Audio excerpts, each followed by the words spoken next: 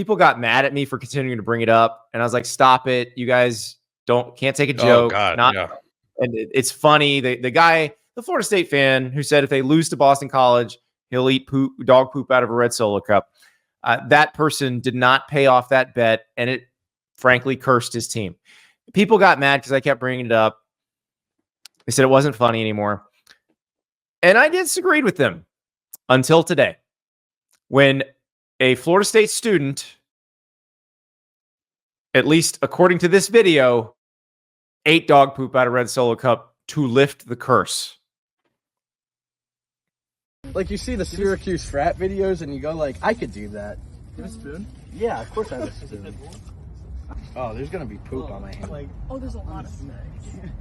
Okay, it's clear now. I'm gonna dive in here. Wait, is this good? All right, bro. Florida State's cursed. We suck at football. But I love college. I love Florida State. And thank me when we beat Miami.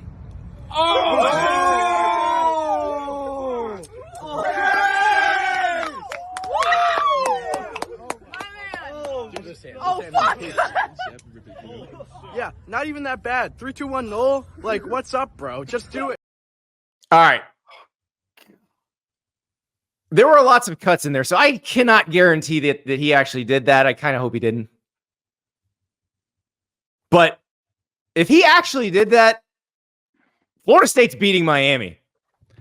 Andy, the physical reaction that I get just watching it, like I have to like stop myself from gagging. I had Producer River cut out the part where they show the dog actually pooping because I felt like that was too much. He didn't gag. Like, I don't think he did it. Hopefully he didn't. Like, I think that might have been like chocolate frozen yogurt. Yes. Because like you don't like that would make you like vomit. Like that's not like, oh, that's not even that bad. Like that would be terrible. But the thing is that I appreciate the effort because, you know, something has to be done there. Now, the question that I had, and hopefully this isn't because like I'm not in on the sorcery realm of the internet. Or the Syracuse frat trend that they were talking about at the beginning of the video. No, I don't even want to know what that means. Like, yeah, sorry, call me AJ McCarron on that one. I don't even want to know. Don't tell me. Know what's going on at the Syracuse frat circles, but you know, it is coming up on Halloween. October 31st is about a week away. Can somebody else lift the spell, or did it have to be 3-2-1 null? I guess we're gonna find out Saturday. Yeah. Does somebody take that on for him? Does this guy, our guy, I'm blanking on his name right now, and I'm not sure his parents want his name out there anyway, but good Lord. His name is Chase. Of course, his name is Chase. But yeah. I mean, if this works, though, Chase is a legend. So, by the way, there is a guy who kind of did some stuff like this when he went to Florida State, and his name is Bert Kreischer. He was in college at Florida State about the same time I was in college at Florida. He was a legend at Florida State.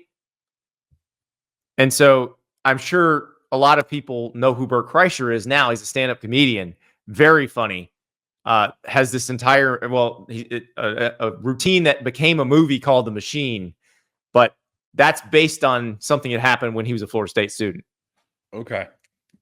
I'm not familiar with his movies, but I have seen a few of his stand-up specials. He doesn't wear a shirt. Yeah, he should, but he doesn't. Yeah. That's the joke. Oh, wow. Yeah, so this Chase is going to be if Florida State beats Miami this weekend, and I got to say, Chase, you went through a lot of effort for the line to only move down 1 point.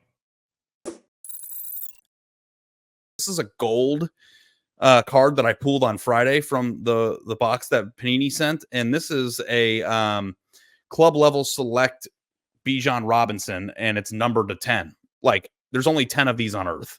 So like the fact that they're serial numbered on the back like really excites me, because like, you know, specifically if you want this card and this parallel, this color, disco gold, there's only 10. And obviously you can imagine what the value of the cards are that are short printed like that. So like Rashee Rice, like I am like over here collecting, grading, you know, buying, selling, doing all the things that I can. It's like all of the intersection of my favorite things. It's football, it's investing, it's all the stuff. So like, I love it. And I'm so happy they're our sponsor because like, it is just generally some of the most fun that I have like in like my personal life. And I spend all my money on it. So thank you. If you want to start collecting like Ari is, visit paniniamerica.net. That is paniniamerica.net. So somebody watched this video and was like, I'm going to put a couple shekels on Florida State. Yeah, not many people. I love that you're saying the word shekels now. I love that. I love that. You're rubbing off on no, me. you know what? I cannot. I got to tell you, I've had like false hope for a dead cat bounce for Florida State for the past It ain't coming. months, and it just isn't coming. You would think that Florida State would put together a great game. We don't even need to show DJ Producer River. I look, we're going to see Brock Glenn, and there's been a lot more Luke Kromenhout conversation coming out of Tallahassee the last few days. So we may see Luke Kromenhout, the freshman from Savannah, Georgia. But like Miami too does have a defense that tends to give up some points. So you could maybe tuck yourself into this being a rivalry game. I actually think that Miami is going to win like 63-0. I think Miami's going to Florida State won 45-3 when they were down there 2 years ago because they were trying to make a point. Yes. Miami's going to try. Like, remember the Ed Reed speech from 2001 when Miami's up in Tallahassee? It's halftime. Miami's kicking the crap out of Florida State anyway, and Ed Reed's like, "I'm hurt, dog," and he talks about Florida State just beating the living crap out of Miami earlier in his career. That's what they're going to get. Like, they might even bring in Ed Reed to give that speech. Yeah. And by the way, hey, just want to do a quick victory lap here. Like, if you were one of the guys or girls who yelled at me at the beginning of the year for putting Miami in their top 10, welcome to the shows, guys. Welcome to the show, because here we are. And it's a team that I think is probably going to go undefeated this year. So that's 2 in a row. Now, I don't know who I'm going to pick next year, but Texas last year. Texas before the season, I took a bunch of crap for last year.